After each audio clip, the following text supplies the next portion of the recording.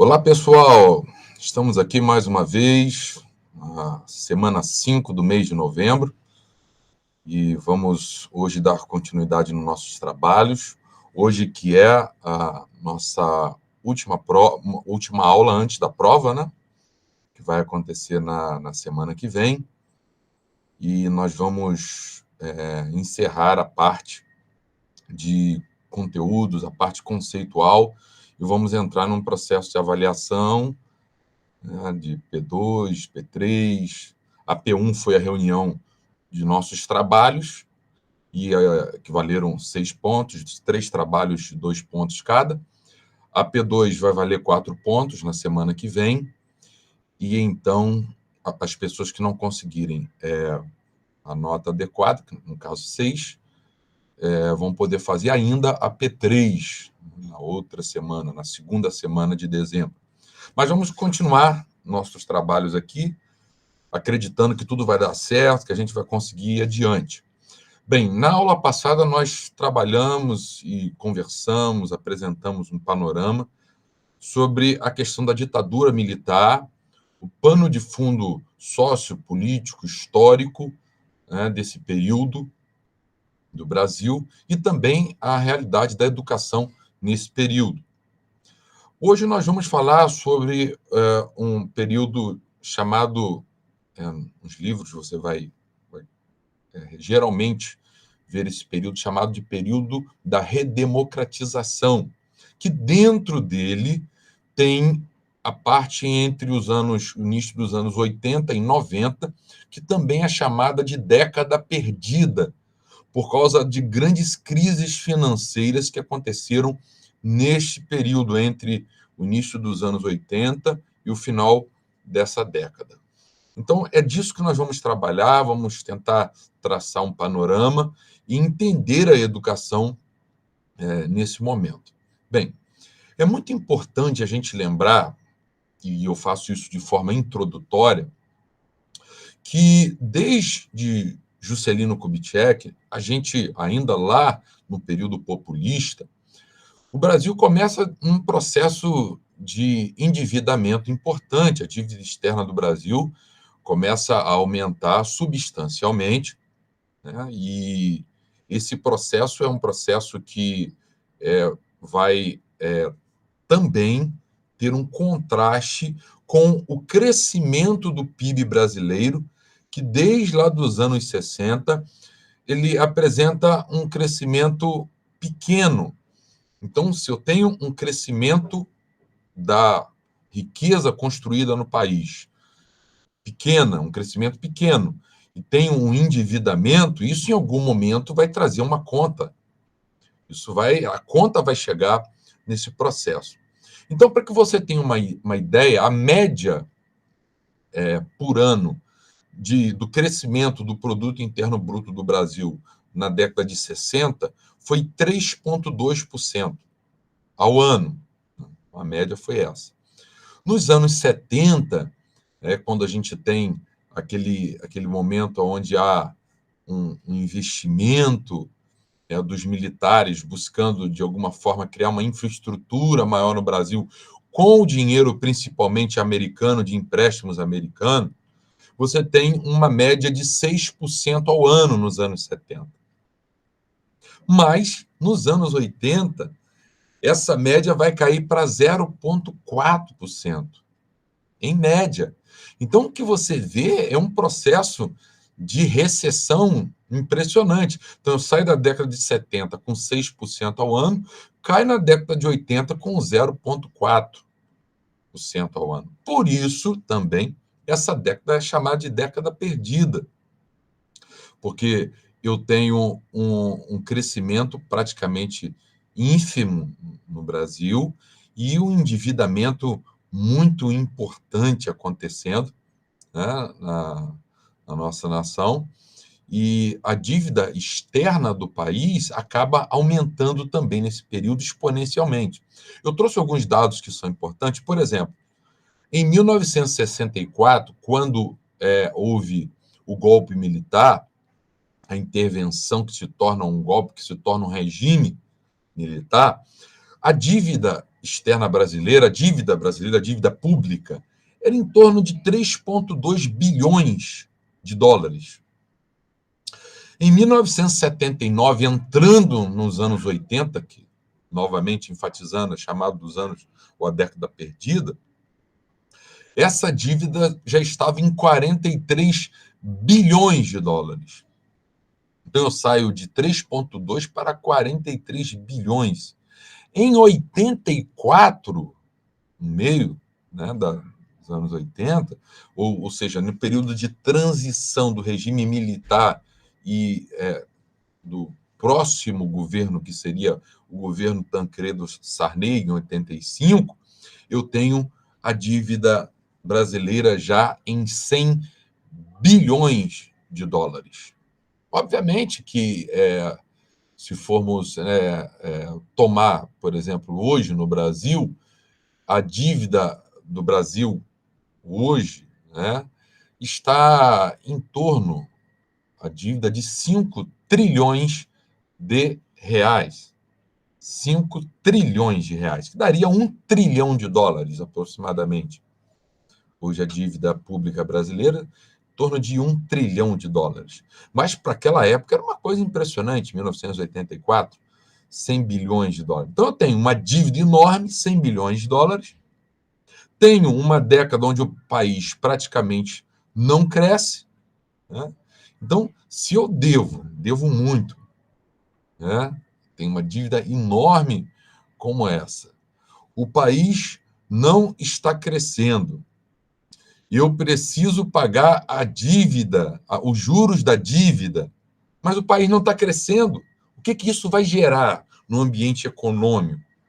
Isso vai gerar no ambiente econômico um sentimento de instabilidade, de falta de confiança. O que vai acontecer quando eu tenho um ambiente onde há grande dívida, pouco crescimento e desconfiança? Inflação. Porque todo mundo quer receber logo o dinheiro que emprestou, todo mundo quer receber logo o valor relativo ao produto que colocou na prateleira, porque não sabe o amanhã, não sabe o que vai acontecer amanhã. Então, o que vai acontecer?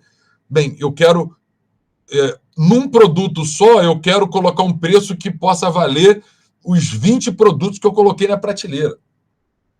Porque se acontecer um processo qualquer e aqueles produtos não tiver ninguém para comprar, ou aqueles produtos houver uma mudança na economia, eu já tirei o meu investimento naquele produto. Então, isso leva a um processo inflacionário, né? E esse processo inflacionário é o que vai acabar acontecendo no Brasil. Então, quando eu tenho um ambiente onde eu tenho dívida, pouco crescimento e desconfiança, eu tenho inflação, porque ninguém quer esperar receber o dinheiro para daqui a 12 meses, 24 meses. Então, ninguém quer diluir o seu dinheiro a longo prazo, ainda com um pouco de juros, porque não sabe se vai receber ou não. Então, isso acaba gerando esse processo inflacionário. Então, o Brasil tem uma dívida externa enorme e você só tem dois caminhos.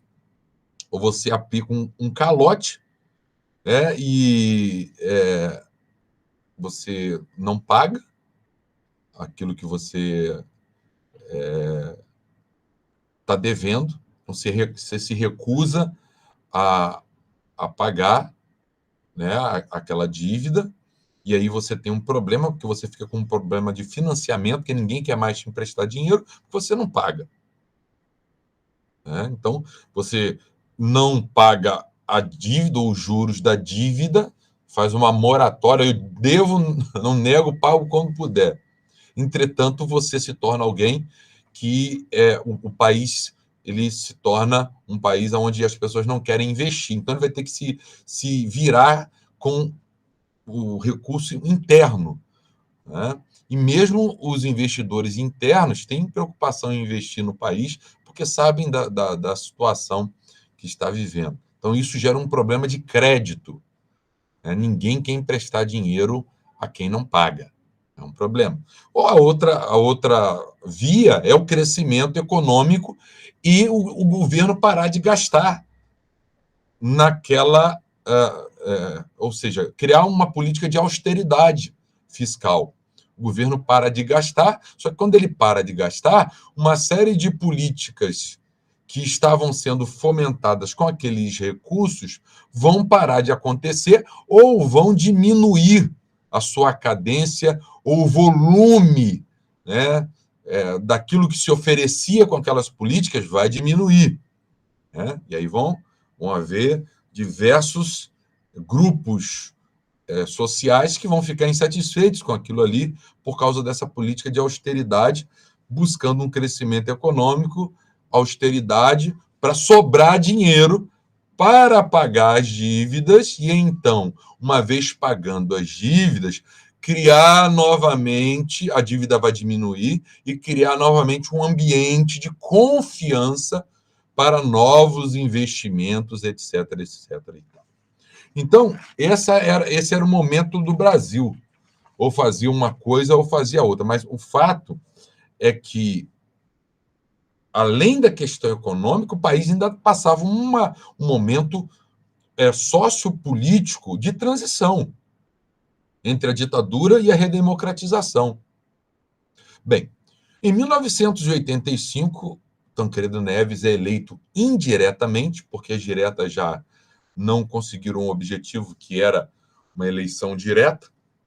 Então, ele é eleito pelo parlamento, mas era do MDB, que era oposição à ditadura militar, e ele não era, foi o primeiro presidente que não era militar. Então, aquilo apontava para o processo de redemocratização que o país já vivia.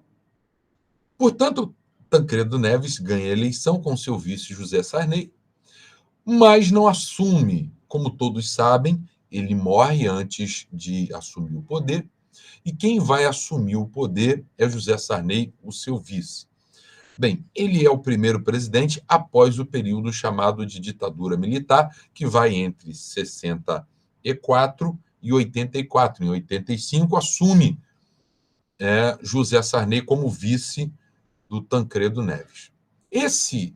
O assumir de José Sarney marca o processo de redemocratização de forma mais aprofundada, que já tinha começado no governo Geisel, tinha se aprofundado de forma lenta, como eu já disse anteriormente, né, no governo Figueiredo, e agora você tinha o processo de redemocratização acontecendo, de fato, com um governo que não era mais um governo militar. Então, o que José Sarney vai fazer nesse processo? Ele vai estabelecer a liberdade de expressão e de imprensa, novamente, mesmo ainda não tendo uma Constituição que só viria em 1988, mas ele reestabelece essa liberdade, reestabelece o pluripartidarismo, ou seja, a possibilidade de você ter diversos partidos, que já tinha começado anteriormente, mas aqui ele fica, se torna esse processo que hoje nós conhecemos com tantos partidos políticos, né? E começa a elaboração, a Constituinte, para a elaboração da Constituição de 1988. O Brasil começa a dar um passo importante no processo de redemocratização, com a Constituinte, para uma Constituição com um viés cidadão, com um viés para a cidadania e para a democracia. Pelo menos esse era o espírito da coisa, né? E aí o que você tem? De um lado eu tenho esse viés político que eu apresentei, mas de um outro lado eu tenho um país que, por causa dessa década perdida que eu citei anteriormente, onde você tem pouco crescimento econômico, inflação, etc. e tal, um país que acaba uma dívida externa enorme, que acaba tendo que lidar, ao mesmo tempo, com um processo político, também com um processo econômico. Não havia estabilidade econômica. E aí você tem os famosos planos propostos, né, pelo José Sarney, que foi o plano cruzado, o congelamento de preços, para que não houvesse a inflação pudesse ser controlada de forma artificial. O Plano Cruzado 2, né, tentando segurar mais uma vez o valor da moeda, porque cada vez que a inflação corroía o preço das coisas, o valor da moeda caía drasticamente. Então, imagina um cruzado hoje que comprava 1 litro de leite, por causa da inflação, aquele 1 litro de leite passa a valer 5 cruzados daqui a 3 dias. Então a moeda passa, o valor da moeda é corroído diariamente. Isso para quem recebia salário, era um caos, né? Eu me lembro desse período, você tinha que sair correndo para ir comprar as coisas, porque no outro dia o valor já era outro. Então, plano cruzado 1, plano cruzado 2, a tentativa com esses planos do congelamento de preços, né? Que não funcionava, porque você não tinha fiscal para controlar o país todo. Então, e o comerciante também não queria perder dinheiro, porque ele comprava um produto hoje, o preço X, botava para vender naquele preço X, mas quando ele ia comprar já era 5x na outra semana, então ele também tinha que aumentar. Então ficava esse processo cíclico. Uma outra característica nesse período também, para você ver como é que era a inflação, foi o gatilho salarial. Era assim, se a inflação chegasse em determinado mês a 20% ou mais, havia o gatilho salarial. O salário também tinha que aumentar a 20% ou mais. Então, se você ganhasse R$ 100, 100 cruzados, imagine, daquela época, e aí houvesse uma inflação de 25%, como passou de 20%, seu salário iria aumentar também 25%. Se fosse 19%, seu salário continuava o mesmo. Então, o gatilho salarial era em 20%. Então, essa crise econômica era muito grave e gerava uma instabilidade impressionante. Houveram outros planos, o Plano Verão, o Plano Bresser, que foi um plano também de um ministro da Economia, tentando, principalmente, evitar a inflação, na maioria das vezes de forma artificial, controlar a dívida pública e, de alguma forma, reequilibrar, tentar, de alguma forma, dar ao Brasil uma certa confiança para que os investimentos voltassem, a moeda voltasse a ter uma certa, como eu já disse, estabilidade, etc. e tal. Bem, isso é de 85 a 90, que é o governo o governo do José Sarney. Nesse período, o mandato presidencial ainda era de 5 anos. Era de 5 anos, sem a possibilidade de você ter um novo mandato. Então, um mandato de 5 anos, sem a possibilidade de reeleição. Então, deu 1990, Sarney sai. E no meio desse caos, dessa falta de confiança política, porque estávamos com uma recém-constituição que não sabíamos exatamente o que ela iria se tornar na prática. Porque uma coisa é o ideal por detrás da Constituição. Outra coisa é o que ela vai, na prática, se tornar no dia a dia. Então, existia ainda uma preocupação nesse sentido, de como é que a cidadania iria se estabelecer com essa Constituição. E mais do que isso, a questão econômica, que era um caos.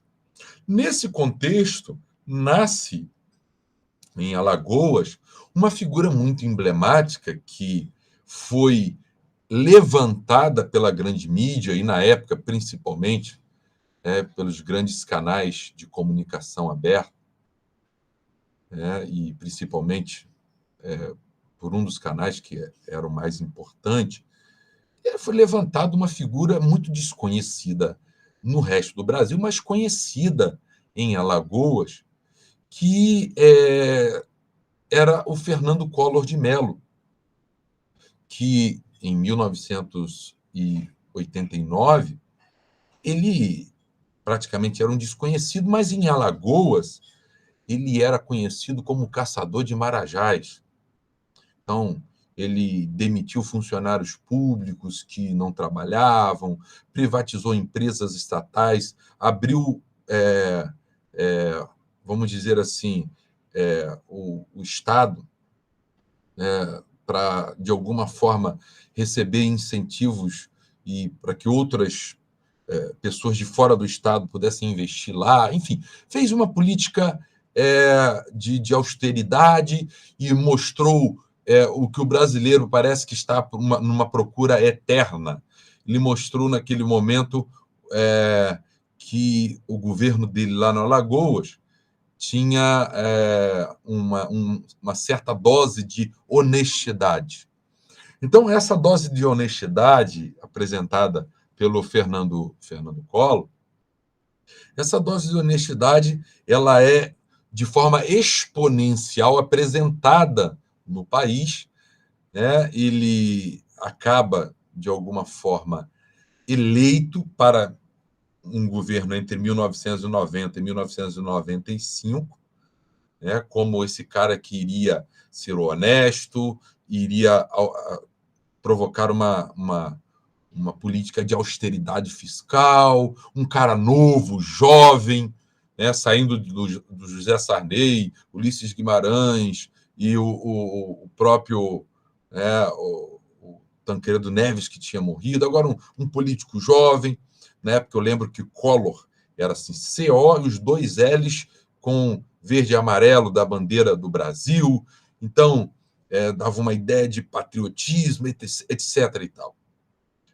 Então, ele foi alavancado, né, na época, e ele tinha um certo apoio popular devido a essa cortina de fumaça que se lançou em relação a ele, e que necessariamente não era a realidade dos fatos, mas ele entrou com essa promessa de austeridade, honestidade e de colocar o país nos trilhos. Bem, na prática, ele começa, quando assume em 1990, ele vai ficar apenas 2 anos, de 90 para 91, 91 para 92.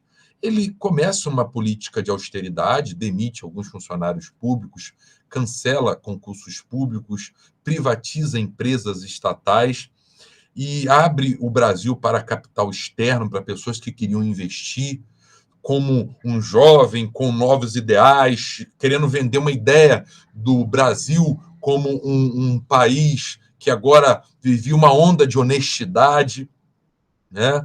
Só que ele, nesse processo que começa, entre aspas, agradando uma parcela importante dos formadores de opinião e do povão, que ainda tinha muita dependência dos meios de comunicação de massa, ele vai cometer alguns erros que foram muito caros a ele. Bem, primeiro, ele repete a política de congelamento de preços, que já não tinha dado certo, mas ele vai repetir essa política de congelamento de preços. Então, era uma tentativa de frear a inflação.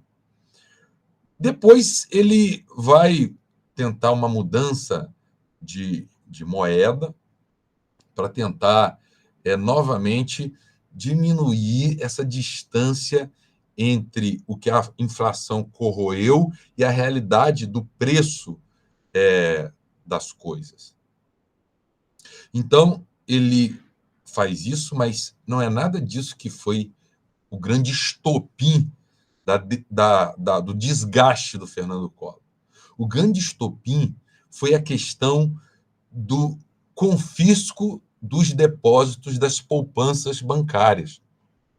Ele faz um confisco das poupanças bancárias, limitando o acesso das pessoas ao dinheiro que estava nas poupanças, para que o governo, então, pudesse usar aquele dinheiro e você pudesse capitalizar e pudesse, de alguma forma, dar ao governo a possibilidade de, mesmo com aquela dívida pública enorme, mesmo com inflação, ter um recurso para poder, de alguma forma, equilibrar as suas contas, trazer um equilíbrio monetário. Só que isso aí leva ele a uma perda de apoio popular. As pessoas foram para o banco enlouquecidas, tentando tirar seu dinheiro, né, o pouco que tinham lá na poupança, e foi uma coisa assim, uma medida drástica, né? Era a ministra Zélia Cardoso, que era ministra na época, e essa ministra, ela vai fazer com essa ação, ela vai criar um desafeto entre o Collor e a população, o povão. Aquela pessoa que tinha, sabe, pouco dinheiro na poupança guardado, tentando, de alguma forma, com esse pouco dinheiro, manter um certo equilíbrio. Então, esse confisco vai gerar, sabe, um desgaste enorme, um desgaste popular enorme com o Fernando Collor de Mello. Com esse desgaste popular, a grande mídia da época agora começa a procurar algumas questões buscando um desgaste também público, que pudesse dar uma visibilidade, o desgaste pudesse tomar novas dimensões. Então, o que vai acontecer? Vai se dar uma visibilidade ao irmão do Fernando Collor de Mello, que é o Pedro de Mello, que denunciou uma suspeita de um esquema de corrupção, né, que aconteceu na campanha e depois da campanha com Fernando Collor de Mello, que gerou para ele a compra da famosa Fiat Elba, que ele tinha comprado. Então, veja, né? A Fiat Elba foi o estopim da corrupção do Fernando Collor de Mello, que tomou a mídia brasileira, né? Que foi a denúncia do irmão do Pedro Collor, e etc. e tal. E essa Fiat Elba foi assim, o simbolismo da corrupção, etc. e tal. Isso gera, movimentado pela grande mídia, isso começa a gerar uma insatisfação generalizada, junto com a questão da falta de apoio popular que ele já tinha conseguido com o confisco dos depósitos. Então, a grande mídia vai gerando, para aquela falta de apoio popular, ela vai colocando isso de forma que a ideia de que o Collor era um cara que iria botar para fora a corrupção também foi um fracasso, assim como a ideia que ele tinha de melhorar a questão econômica. E isso vai gerar o quê? Isso vai gerar uma insatisfação cada vez maior, que vai sendo dado gás pela grande mídia e que vai gerar aquele movimento dos cara-pintadas que vai ser comprado por todos os partidos que eram partidos progressistas, de esquerda, né, que vão tomar esse movimento como movimentos seus, né, e que vão colocar esse movimento como um movimento que a esquerda, mais uma vez, apresenta no país, visto vencer essa corrupção endêmica que sempre acaba tomando o país por assalto. Isso acaba sendo uma bandeira que a esquerda vende e se veste durante os próximos anos depois da Constituição. Ser de esquerda significava ser honesto. Foi assim que o PT chegou no poder, foi assim que o PSDB, foi assim. A esquerda tinha um manto de honestidade, né, que fora gerado sempre nesses movimentos de massa, onde ela acabava capitaneando esses movimentos de massa, como foi o caso aqui do processo dos caras pintadas que foram para a rua, você conhece, etc. Isso vai gerar, em 1992, o primeiro impeachment, né, logo aqui na Nova República, que é o impeachment do Fernando Collor de Mello, que hoje é senador da República, e ele é empichado, e quem assume é o seu vice, Itamar Franco. O partido de Fernando Collor de Mello era um partido pequeno, o PRN, Partido da Reconstrução Nacional. Então, Itamar Franco, que era o seu vice, assume o poder, o que ele logo faz? Para continuar governando, não dá para lutar contra o Congresso, não dá para lutar contra a grande mídia, eu preciso fazer um governo de coalizão para me manter aqui. Então, o que o Itamar Franco vai fazer? Ele vai fazer as pazes com a grande mídia, obviamente que isso se faz de uma maneira muito simples, é só você investir dinheiro público nela. Ele vai fazer as pazes com um dos partidos importantes da centro-esquerda, que é o PSDB, e vai convidar para ser o seu ministro da Fazenda o Fernando Henrique Cardoso, né, que foi senador e depois presidente, para ser o seu ministro da Fazenda. Então, com o Fernando Henrique Cardoso, ele, vamos dizer assim, ele apazigua os ânimos da centro-esquerda e a esquerda mais radical, ela vai continuar, mas ainda tinha uma quantidade de deputados e senadores pequeno. Então, não criava ainda grande problema. Então, o Itamar Franco assume e, em 1993, há um plebiscito para se decidir qual sistema de governo o Brasil teria, se seria o parlamentarismo ou o presidencialismo. Então, o presidencialismo ganhou, né?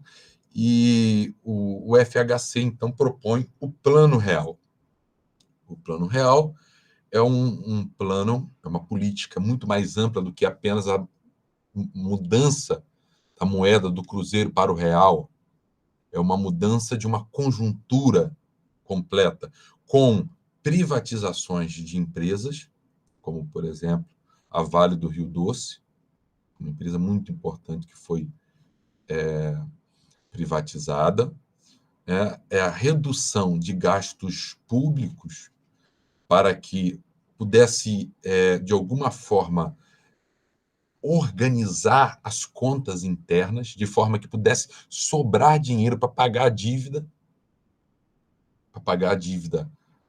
pública que o Brasil tinha, então precisava se organizar para pagar, para que o Brasil tivesse credibilidade novamente.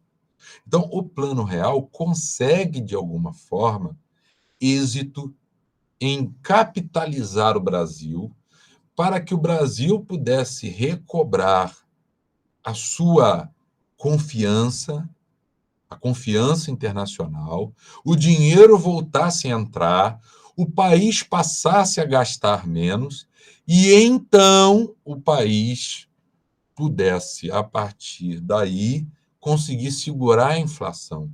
Porque você segura a inflação, novamente dizendo, quando você tem previsibilidade, confiança. Se você tem confiança, você segura a inflação. Você tem confiança, você sabe o que vai acontecer daqui a um tempo, então você pode emprestar dinheiro com baixos juros, você tem um certo equilíbrio, obviamente que o consumo também influencia na inflação, né? Se você tiver um consumo que ele é exacerbado, né? Isso pode influenciar também, mas não era o caso aqui, nós não tínhamos problema de consumo no Brasil nesse momento aqui, pelo contrário, né? Então, essa estabilidade gerou essa política e essa mudança de política que acaba trazendo esse processo de estabilidade para o Brasil. Educacionalmente, o país ele entra, sai do regime militar e entra no processo de redemocratização, mantendo a teoria do capital humano.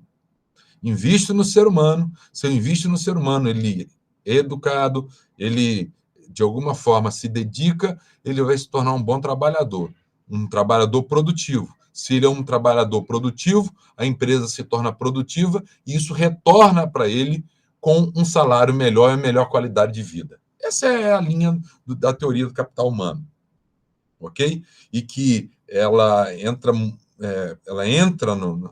nesse processo da redemocratização ainda com uma teoria muito importante de fundo na organização das escolas e da educação. No mais, nós temos, por exemplo, no início da década de 80, um agravamento do financiamento educacional por causa da crise. Como nós dissemos anteriormente, nós tivemos um crescimento de 0,4% em toda a década de 80, em média. Nós estávamos com uma dívida externa, uma dívida de 100 bi de dólares, né? 100 bilhões de dólares. Então, isso é uma coisa importante para esse momento. Uma coisa que é impactante, impacta, né, nesse momento. Então, o que você tem? Você tem um agravamento do financiamento educacional, do financiamento para novas escolas, do financiamento da educação básica, do financiamento para o ensino profissionalizante, do financiamento para a alfabetização. Não tem dinheiro. Se não tem dinheiro, o país está em crise. Eu tenho um problema de financiamento educacional. Bem, um outro problema era a diminuição da permanência dos alunos no ensino básico e um aumento da evasão. Por quê? Porque aumentou desde o final ali do período militar. Durante o período militar, desde a década de 61, de 68, 71, da reforma de 61, depois da 68, 71, eu tenho um aumento do acesso à educação. Entretanto, o que vai acontecer? Devido à crise econômica, devido a um ambiente econômico mais hostil, e a esse novo momento político que a gente entra, se observa que você tem mais gente entrando para estudar, desde o final lá do período militar, mas mais gente saindo também da escola. Evasão. A evasão escolar é interessante. Obviamente que as pessoas... a ideia progressista vai dizer o seguinte: é claro que as pessoas estavam evadindo, porque era uma escola tecnicista para a formação, para o trabalho burguês. Não era uma escola que funcionava ou funcionava para atender os anseios do proletariado ou das camadas populares. Não é uma escola popular que entendia, né, as camadas populares. Então, era uma escola para elite, onde quem era matriculado eram as camadas populares. Óbvio que os conservadores vão dizer, mas o objetivo é exatamente elevar intelectualmente as camadas populares para esse patamar de conhecimento que a elite tinha acesso. Mas a ideia progressista não, é que a escola ela possa se adequar à realidade popular e seja uma escola popular. Ok? Então, aquela... dando um simbolismo. Não é vestir a ideia conservadora, era pegar o indivíduo da camada popular e vestir ele com aquela roupa, com aquele terninho. E a ideia dos progressistas era pegar aquela pessoa e observar como ela se vestia e organizar a escola para que a escola se adapte à forma que ela se veste, usando assim em linhas gerais. Ou seja, na verdade, eu pegar a educação popular e colocar a educação popular como um modelo de educação, de pano de fundo educacional que realmente eu quero, né, porque é o modelo do proletariado, é o modelo, né, do povo, visto dar a esse povo a possibilidade de se reconhecer seus direitos, etc, etc, etc. Bem, uma outra questão é que houve um aumento de quase 3 vezes na década de 80 para 90 das matrículas do ensino superior, por causa do aumento da quantidade de instituições de ensino superior particulares. E eu falei isso na aula passada. Aumentou a quantidade, mas não significa que aumentou a quantidade de universidades públicas. Significa que aumentou a quantidade de instituições de ensino superior particulares, e isso, então, aumenta a quantidade de vagas e acaba, assim, tirando das costas do governo essa responsabilidade e também colocando essa camada, né, que a camada média da sociedade, numa condição de poder ser atendida nos seus anseios. A classe média queria colocar seus filhos na universidade, ok? Então, você teve um acréscimo dessa questão. O analfabetismo, na década de 80, é um outro fator importante a ser citado.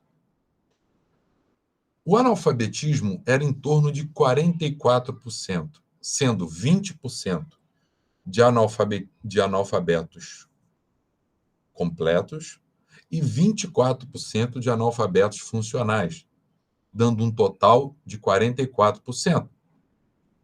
Então, esse é um número muito alto e surpreendente numa sociedade que já começa a funcionar em torno das cidades e muita gente já tinha vindo do campo fazendo o êxodo rural e na cidade dependia da educação formal, muito mais do que no campo. No campo, ele vivia tranquilamente sem educação formal.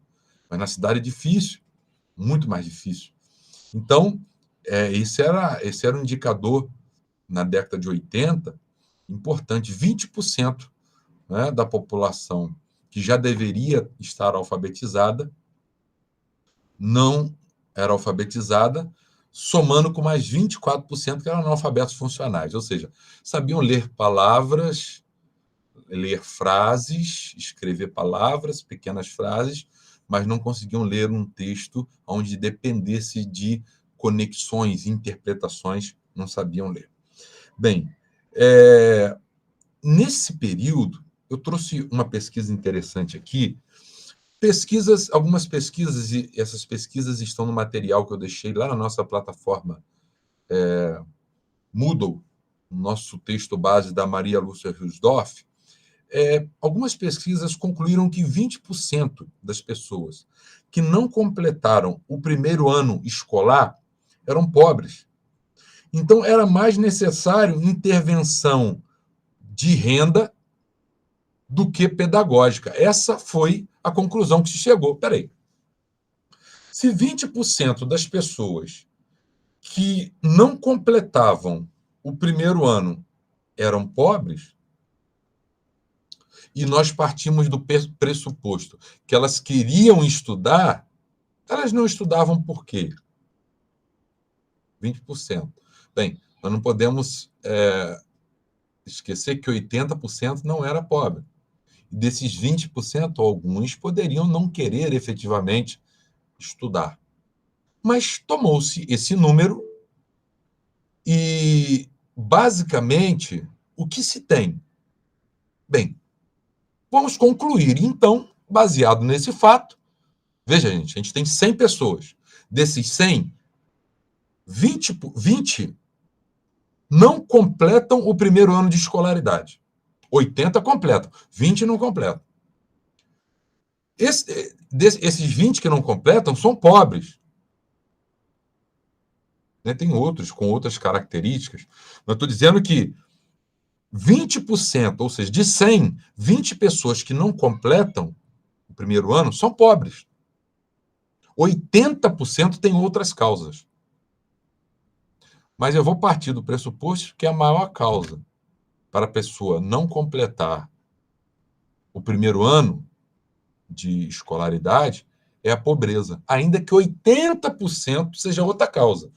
Mas eu vou tomar os 20%. Portanto, ao invés de investir em instrumentos didático-pedagógicos, a própria Constituição e a posteriori, a LDB, vai trabalhar para além de instrumentos pedagógicos, vai propor instrumentos de distribuição de renda via educação, entendendo que esse deveria ser o maior objetivo do ensino fundamental. Então, vão haver o foco em livro didático, merenda escolar, escola em tempo integral, por exemplo, aqui no Rio, os CIEPs, ou seja, possibilidade de ônibus para poder levar a criança, trazer a criança, porque ela não pode ir, então eu preciso de transporte, etc. e tal. Então, é distribuição de renda via escola. Então, a escola passa a ser um instrumento de inclusão social muito mais do que um instrumento de inclusão educacional, didática, de inclusão para o conhecimento. Ela vai muito além. Na verdade, hoje, você tem muito mais instrumentos de inclusão social do que instrumentos didático-pedagógicos. Porque cada vez mais que o público que acessa a escola é um público que vem das camadas populares e mantém uma cultura popular, menos importante é o conhecimento historicamente acumulado, didático-pedagógico, e mais importante se tornam os instrumentos de distribuição de renda via escola. Então, por isso você vai ver uma grande preocupação, por exemplo, eu que já dei aula durante um bom tempo na educação básica, dos alunos que frequentam a escola somente por causa, por exemplo, das políticas de distribuição de renda. Então, você tem na escola, por exemplo, a questão da distribuição do livro didático e, em alguns casos, né, transporte escolar, etc, etc, etc, etc e tal.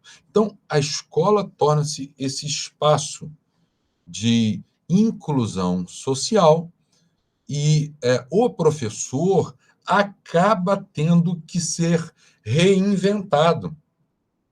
Porque o professor, até então, a década de 70, o professor era aquele indivíduo que transmitia o conhecimento para que a pessoa pudesse, como aluno, pudesse se apropriar desse conhecimento e pudesse, de alguma forma, alavancar a sua vida intelectual e profissional.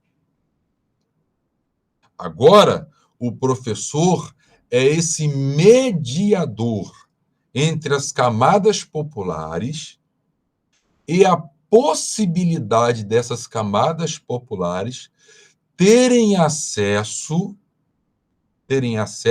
a um caminho para se livrarem da opressão burguesa, da opressão da falta de conhecimento da sua situação de oprimido, como dizia o senhor Paulo Freire. Então, quando você chega numa escola hoje, você precisa muito menos do seu conhecimento da sua área de formação do que conhecimento de instrumentos de inclusão social, técnicas de interação psicológica, enfim, de lidar com esse tipo de aluno e entender o universo sociológico que esse aluno vem, entender como funcionam as interações familiares, etc, etc, etc, etc. E tal. Então, acaba que, por causa do modelo de escola que se tem, você acaba, então, tendo que formar um modelo novo de professor. E eu não sei se ainda conseguimos,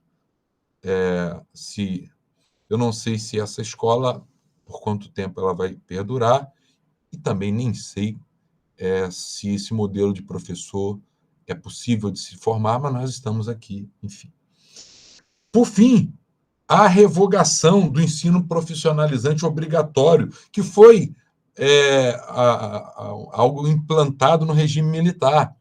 Toda pessoa que cursava o segundo grau tinha que cursar um curso profissionalizante. Foi revogado isso, e então você entra a escola entrando num novo momento. Um novo momento, que é esse momento da redemocratização, onde na redemocratização os sindicatos vão surgir com toda a força. E os sindicatos, inclusive de professores, vão surgir e vão começar a formar esses novos professores, que são professores críticos, que são professores progressistas, freirianos, para essa nova escola e para esse novo futuro que acabou se concretizando em 2003. E aí é uma outra história para um outro momento. Ok? Bem, eu encerro aqui essa aula, minha participação, e na semana que vem nós teremos as nossas avaliações e qualquer dúvida, nós estamos à disposição.